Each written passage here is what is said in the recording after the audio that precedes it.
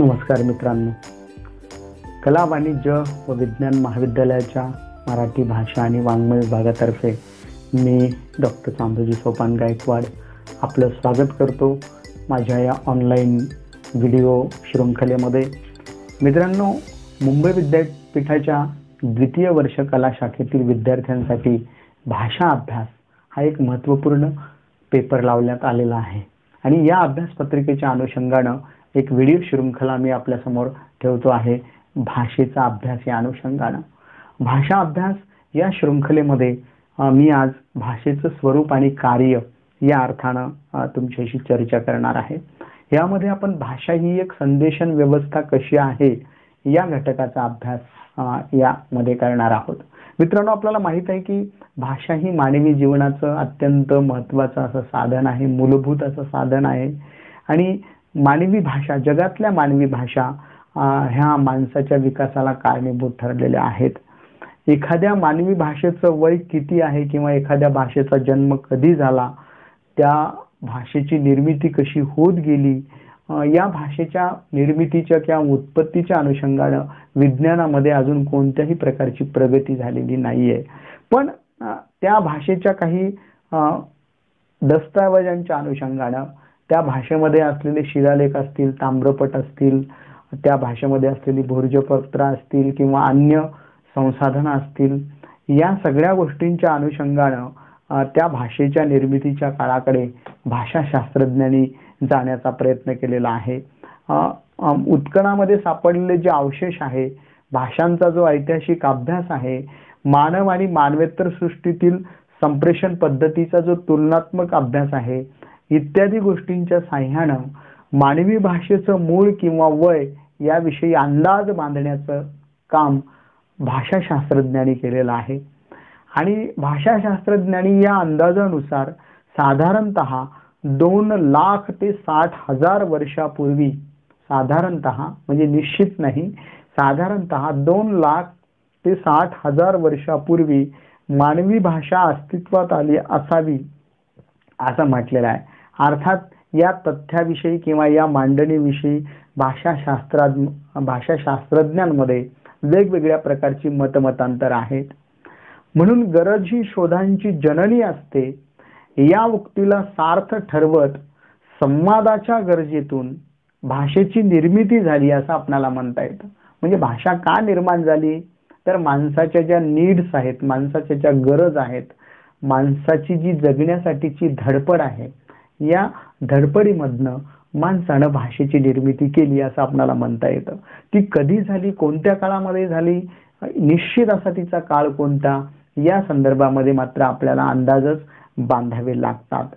म्हणजे भाषा हे मानवी जीवनाचं अविभाज्य अशा प्रकारचं अंग बनलेलं आहे. त्याच्या गरजेतून मानवी जीवनाचं एक व्यवच्छेदक लक्षण म्हणून आपण भाषेकडे पाहतो की भाषेशिवाय माणूस या नावाची कल्पनाच आपल्याला करता येत नाही. किंवा भाषा जर बाजूला काढली तर माणूस हा इतर प्राण्यांसारखाच ठरतो.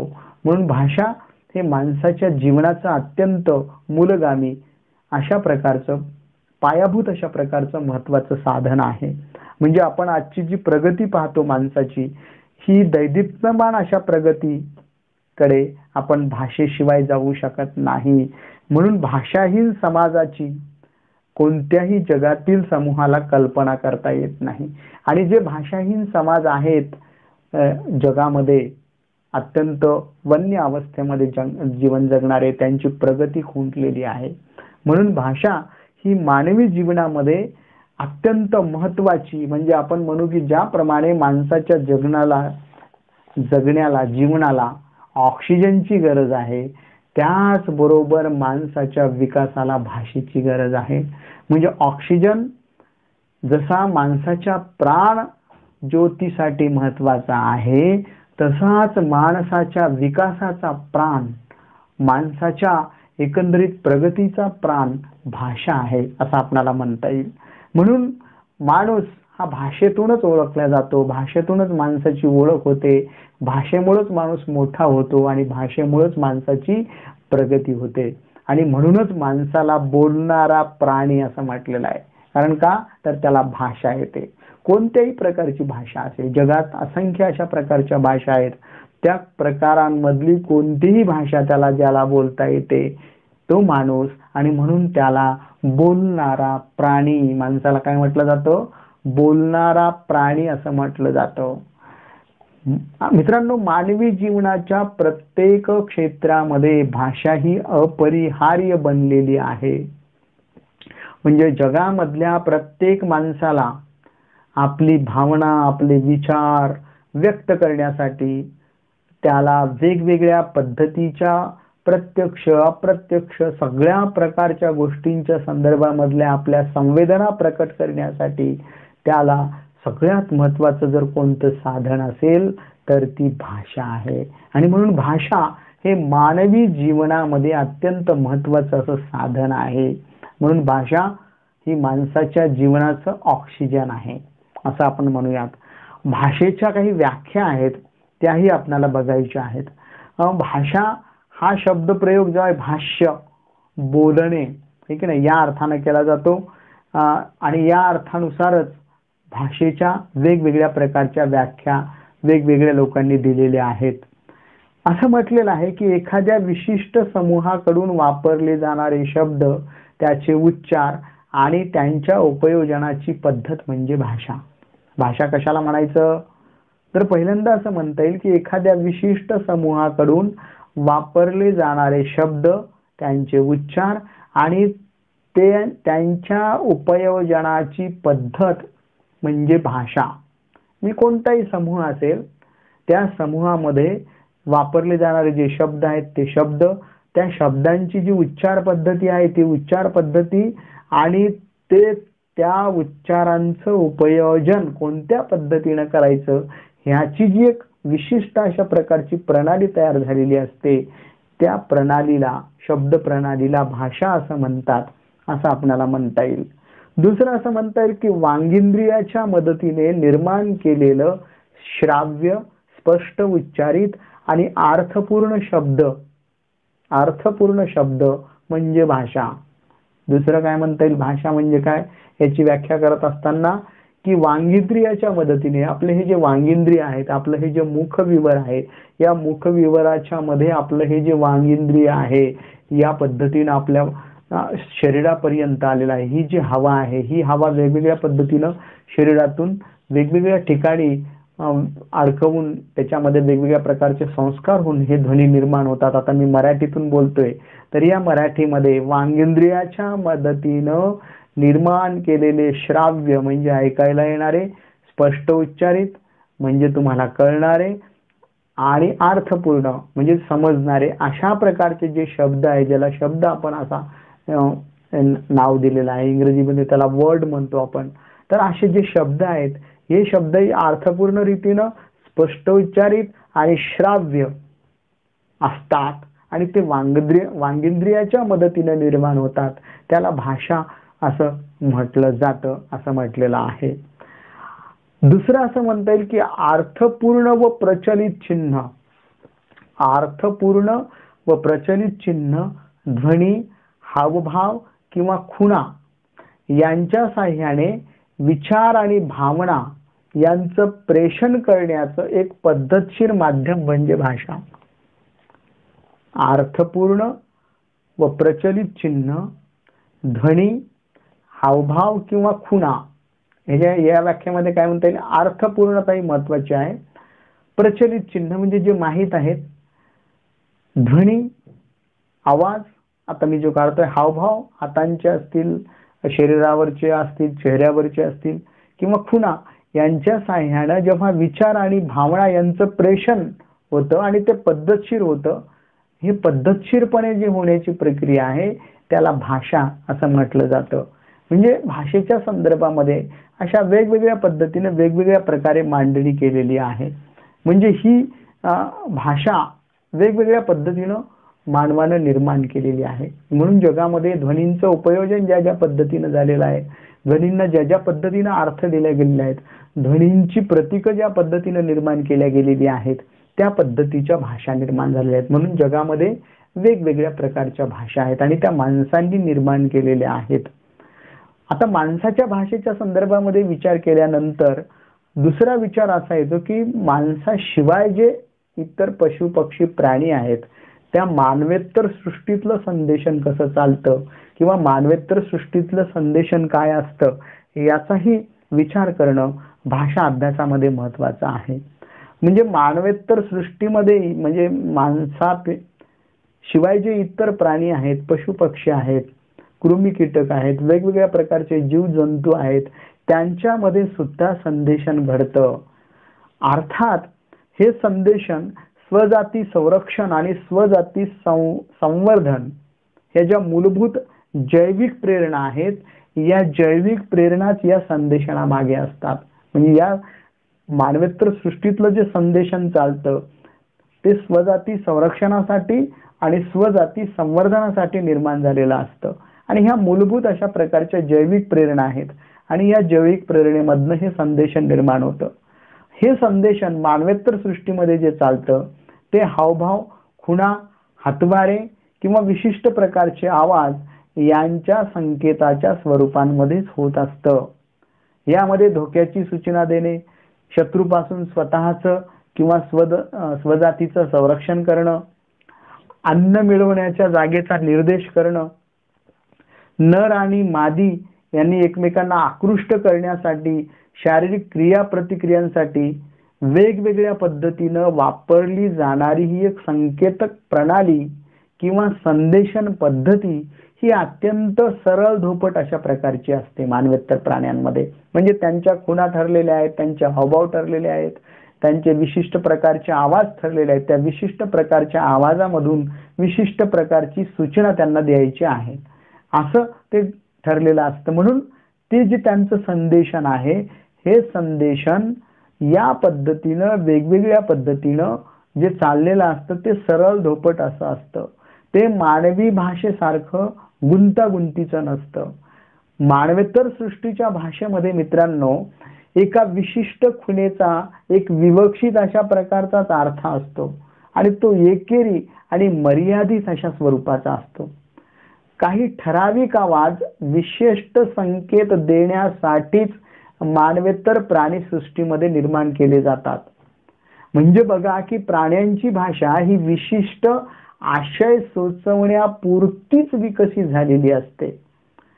मग ते मधमाशांचं नृत्य असेल, बेडकांच्या गळ्यांच्या ग्रंथी फुगवणं असेल, सांबराने झाडाला शिंग घासणं असेल, मांजरानं शेपूट फुगवणं असेल, कुत्र्यानं दात विचकणं असेल, सापानं फणा काढणं असेल किंवा कोकिळेचं कुहू कुहू ओरडणं असेल, मोराचा पदन्यास असेल, हे जे सर्व मानवेतर सृष्टीमधले जे पशु पक्षी प्राणी आहेत या सर्व मानवेतर सजीवांचं संदेशन हे अशा विशिष्ट प्रकारचं भाषा इतर संदेशन असतं.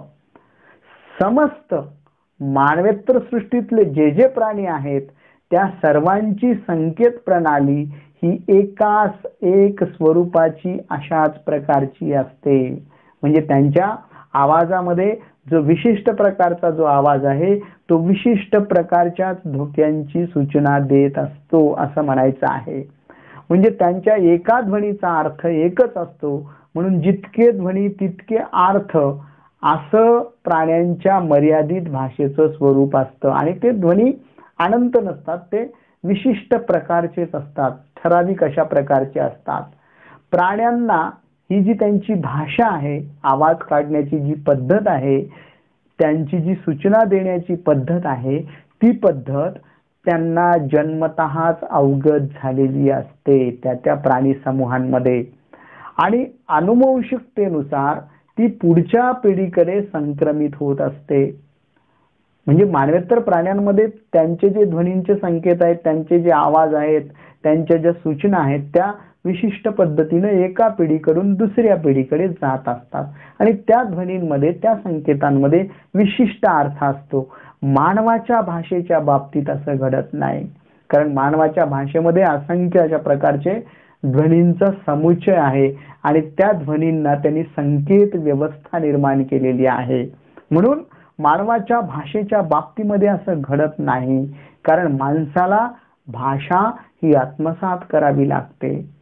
तो ज्या भाषिक समाजामध्ये जन्माला येतो त्या भाषिक समाजाची भाषा ते मूल वेगवेगळ्या पद्धतीने आत्मसात करत असतं.